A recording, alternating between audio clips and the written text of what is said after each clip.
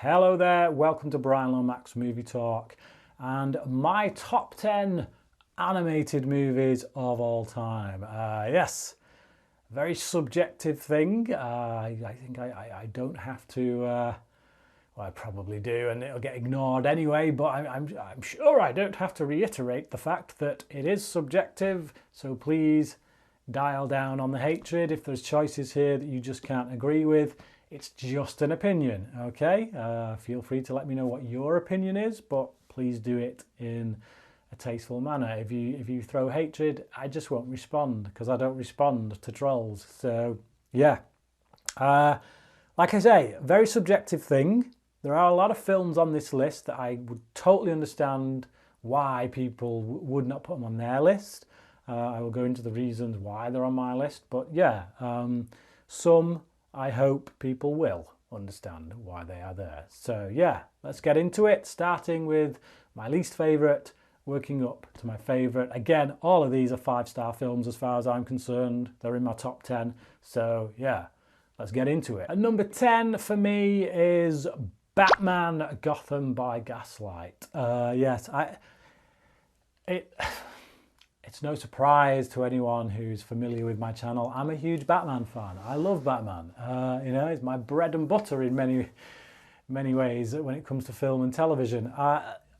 The DC animated movie line, the straight to DVD stuff, they're not always that great, it must be said. They're usually pretty watchable, but they're not always spectacular. This is one of the better ones. For me personally, I really like this movie. I like the story. I loved the graphic novel. The graphic novel for it was one of the first graphic novels I ever read, to be honest.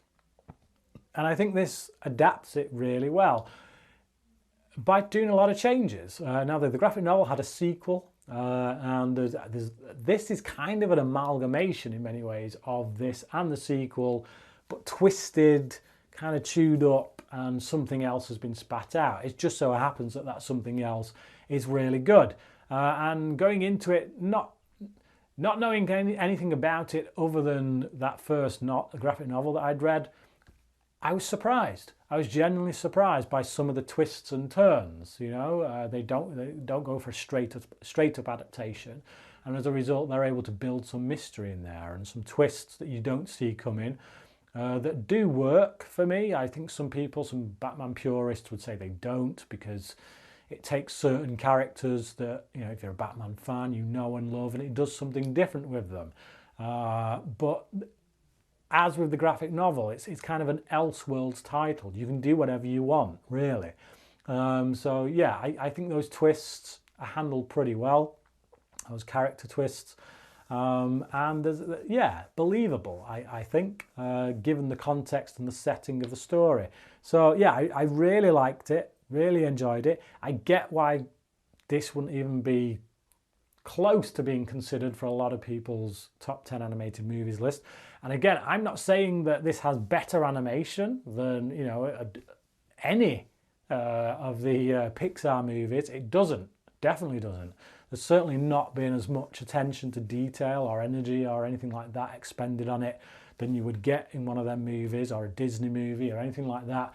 But as a fan of Batman, as a fan of the original story from the graphic novel, this just, yeah, fires me up. It's just a really well told story that's got a lot of good character development and takes a look at class and social poverty and the way that the rich look down on the poor and the poor are ignored, you know, and things like that. So yeah, it's a good story, well told, with pretty decent themes that are explored, and it's just a good Batman movie. Up is at my number 9 position.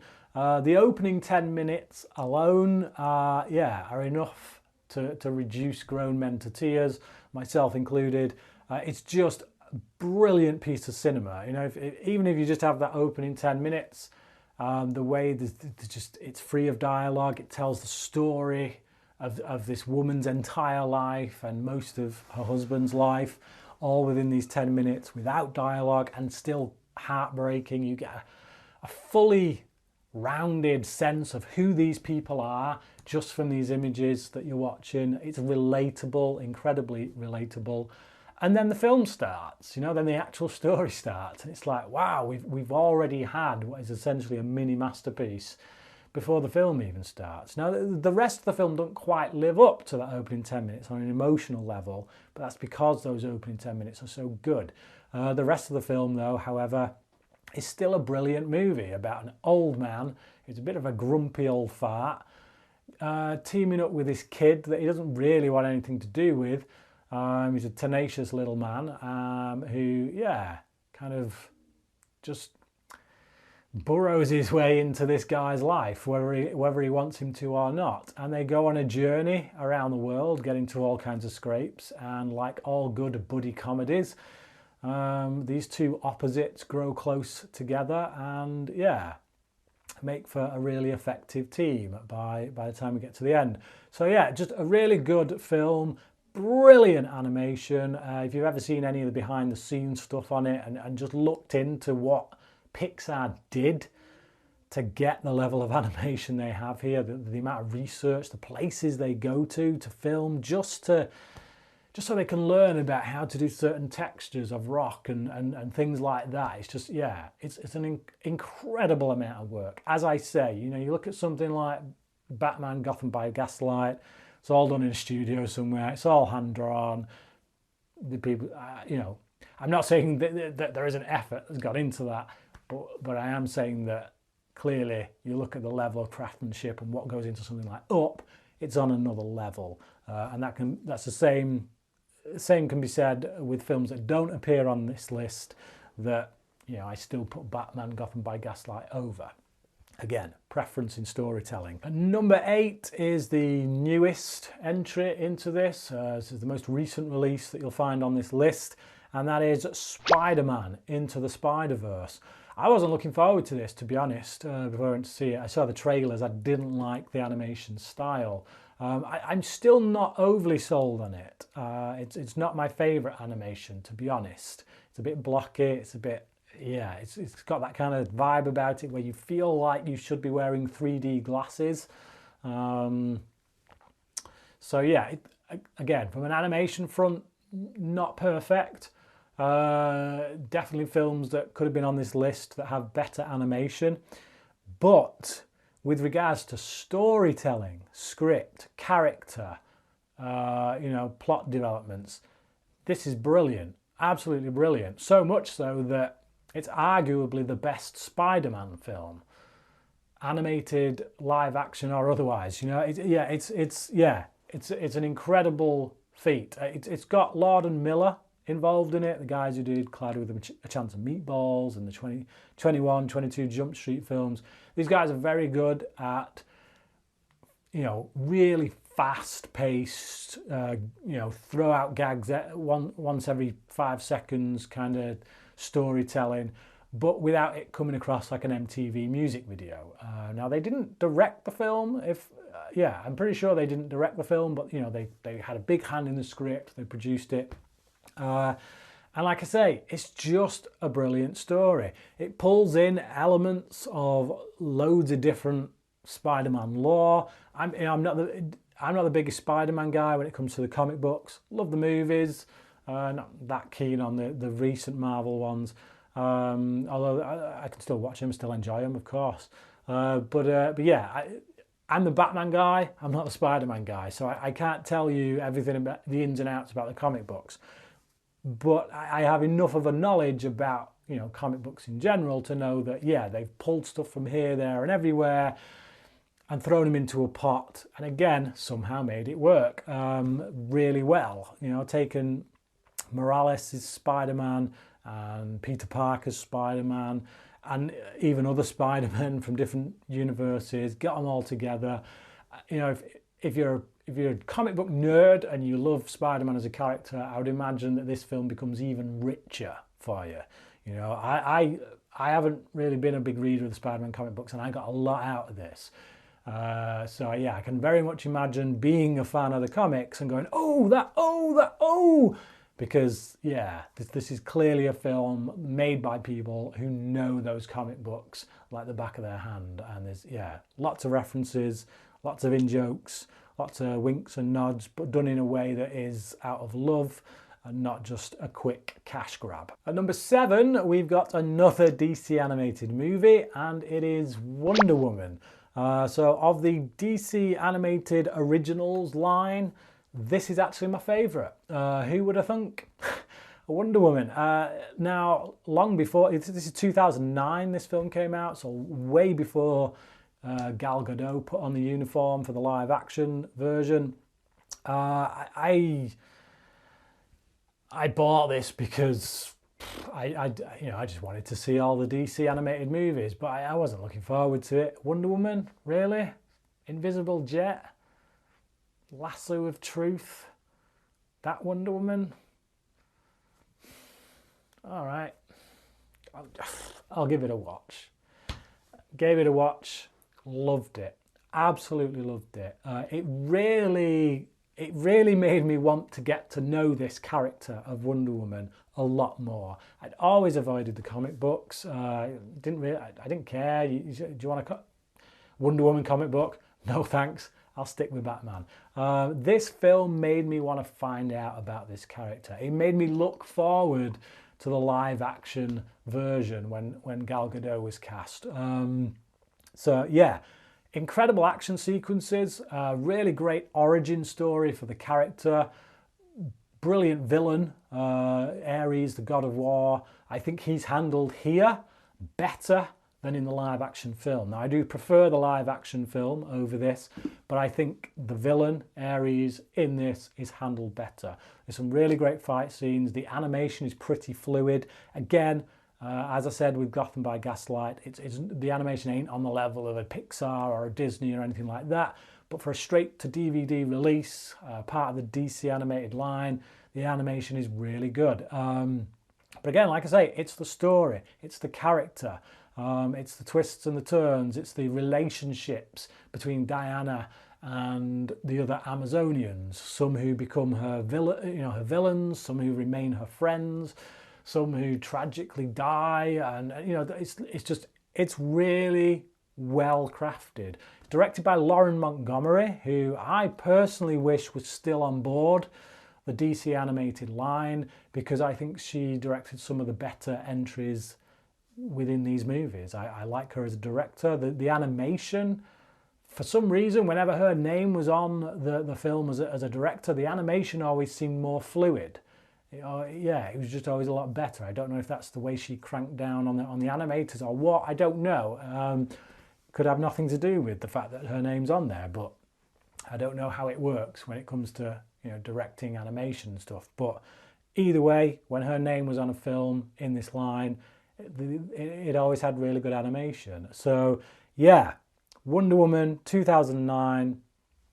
Who knew? Number 6 for me is the first Toy Story. Now, this hasn't dated particularly well in the animation front, but that's because, obviously, Pixar has come on in leaps and bounds. This was the first fully CG animated movie, so of course the animation isn't going to hold up as well as, movies that are putting out today. You look at Toy Story 4, the animation in Toy Story 4 is on another level. No one can argue that the animation in this is better than Toy Story 4. Not if they've got a sensible brain in their head. But the story, hell yeah. Really great characters, really great development, fantastic story that is for everyone. It makes adults think back to their childhood and playing with toys and what that was all like.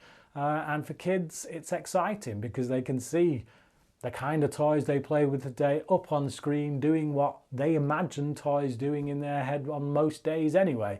Yeah, it's brilliant, it's heartfelt, it's just a lovely story. So yeah, Toy Story. Cracking stuff. And number 5, it's Lion King. Yes, The Lion King. Great score from Hans Zimmer, Oscar-winning score from Hans Zimmer, I might add. Again, just a really good story about a coming-of-age story about learning to accept your destiny. I don't really like to use that word, but yeah, for stepping into the shoes that you were given, so to speak. It's about it's about a lion who is destined to become king. Does he accept that role? Does he take it on? Not at first, no. He's irresponsible, he's haphazard, he doesn't care about anyone except himself at times. He's a bit selfish, and through the course of the movie, through things going on, he learns to care for others. He learns to stand up and be a man. And be the king that he was born to be, that he was meant to be. It's like I say, really great coming of age story, beautifully animated. Some of those African scenery picturescapes are just absolutely beautiful. You look at them and you're like, blimey, that looks like it was shot live action. Just really well handled. And some Elton John songs that don't make me cringe. It's just really good music, really good story, really good animation. What more could you want from an animated film? And a cracking villain in Scar, one of the best Disney villains, I think. And number 4 is Moana. Now, other than the film that sits at my number 1 position, I've probably seen this film more than any other on the list, and it never gets old. I love Moana. I've done a video essay, in fact, over on my other channel, The Movie Evangelist, on Moana, about the lessons that Christianity can learn from the film. I think it has some really good lessons to teach us if you're a person of faith. But yeah, just a great film. The soundtrack is amazing. There is not a single song in this movie that I do not like. Yes, I have the soundtrack. Yes, I've played it many, many times. I love every song. There's not a single stinker. That's the thing. Frozen is a great animated film. Don't appear on this list. It is really good, but it's one of those films that the more I've watched it, the less inclined I am to want to watch it again. I still think it's a great film, really well handled, but some of the songs in it bore me. There's certain songs that come on, and I'm kind of like, I want to get. There's a particular song I want to get to. Can we just get there, please? And as a result, I kind of get a bit bored in some of the scenes. But Moana, not the case. Every song that comes on, I'm sitting there, I'm tapping my feet, I'm clicking my fingers, I'm singing along, much to my child's dismay, I must say. And yeah, I love the story, I love the characters, the animation is absolutely fantastic. It's a great film about a strong female character that doesn't feel like it's just cramming an agenda down your throat. Other people may feel differently, but to me personally, it feels like, very organically, naturally told story that just happens to be about a female lead. What more could you want? Especially if you've got kids, especially if you've got a daughter. This is a brilliant film to put on for them. And The Rock, Dwayne Johnson, is absolutely brilliant in it as well. Who knew he could sing? Some of the songs he sings, some really rapid fire dialogue in them. He does a great job. A very underrated performance, I reckon. Great stuff. Moana, love it. At number 3, we've got what I consider to be Pixar's best film, and that is Toy Story 3. The Toy Story movies, for whatever reason, they're not movies I rush back to watch. I don't know, but it's just when I look at them on an objective level, they're just so well made. They're so brilliantly done. And Toy Story 3, I think, is the pinnacle of the series. Primarily just because, it's just everything about it. But the character's journey and where they end up at the end of the film, it's quite emotional. It takes you back to being a teen. Again, it's that thing where if you're a child, you're going to get something out of this film, but it's not going to be the same something that you're going to get out of it if you're an adult. If you're an adult, you're going to get something out of it that isn't the same something that a child's going to get. It takes you back to the time in your life where you had to put away childish things. You had to become an adult and move on. Obviously, some people don't, myself included in many respects. But it's touching. It's sincere, and it was a perfect ending, really, to the series. Now, that being said, I do really like Toy Story 4. I'm glad we have it. It's a good film. But as far as, yeah, Toy Story 3 goes, perfect way to wrap up the trilogy. So it is kind of almost a shame that we did get Toy Story 4. Toy Story 3 also has a villain that you can sympathise with. You know, this big pink bear. I can't remember the name of him right now. But yeah, it's like, you know, he's clearly a villain. He's a bit of a nasty one. But as his story unfolds and we hear his backstory about abandonment, it's a pretty, yeah, touching stuff, you know, for a kid's film, for a family film. It's, yeah, there's some stuff in there that's pretty heavy, pretty dark. And I always prefer villains that you can sympathise with. And number 2 is The Iron Giant. This is directed by Brad Bird, his first feature. The guy's a master when it comes to animated movies, or live action movies for that matter. I still think that Tomorrowland is a very underrated film. I do really love that film. But yeah, this is probably still his best work. It's incredible. It's hand drawn, and it's just a beautiful story. You know, this alien robot comes to Earth, befriends this boy, and then we get this story about sacrifice, about giving yourself over for other people, and even other people who don't treat you that well. You know, it's kind of a Christ allegory in there, really, when you think about it. It's a brilliant story, really well told, and it makes me cry every time I watch it. Every time we get to the end, oh my goodness, I wanted to talk about a particular scene, but it's making me well up now. So yeah, you know the scene when he's flying towards the nuke, and it's just like, man, it gets me. It does. It gets me. It really does. It's a brilliant film. And anyone who watches it and doesn't have a tear in their eye by the end of it, you're heartless. I'm going to have to turn this off and dry my eyes. So as great as The Iron Giant is, it's not quite my number 1. Now, I can totally understand why somebody would say that my number 1 ain't anywhere near as good as The Iron Giant. Totally get that. But for me, again, it's the Batman factor. It's Batman Mask of the Phantasm at number 1. This movie is, again, on an animation front, it doesn't hold up to most of the movies on this list.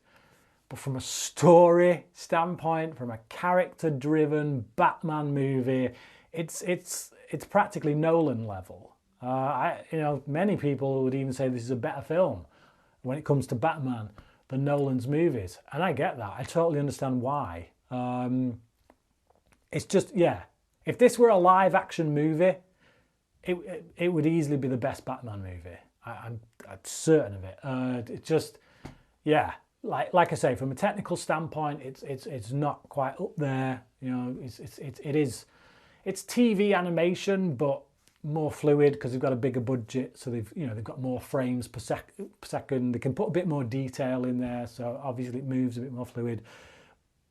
But yeah, you know, whatever. You get what I'm saying. But yeah, where this film is strong is in the characters, the development of them, and the story, which is a grown-up story. It's mature. It doesn't feel like it talks down to the audience. It's not for kids, although kids can by all means watch it.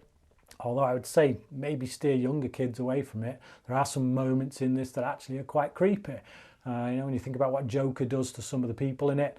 But yeah, Hamill is on point with his voice. He's hilarious at times, but he's also scary. The Phantasm is a great new character. And yeah, Batman, Kevin Conroy, one of arguably maybe even the best Batman portrayals. Yeah, it's brilliant. As a Batman fan, this is a character that I've loved ever since I was an 11-year-old boy. And this film just encapsulates pretty much everything that I love about the character, that is great about the character. So yeah, I totally understand why a non-Batman fan would say that pretty much most of the films on my list are better than this. Get that, I'm not going to argue with that, you're right. But I am a Batman fan. And again, as with Gotham by Gaslight, this fires all of my cylinders, but even more so, a lot more so than Gotham by Gaslight. So, there you go. That's my top 10 animated films. I hope you enjoyed this video. Please do comment below and let me know what your picks would be. Let me know which ones on this list that you really not too fussed about, ones you agree with. Thanks for watching, and until next time, cracking.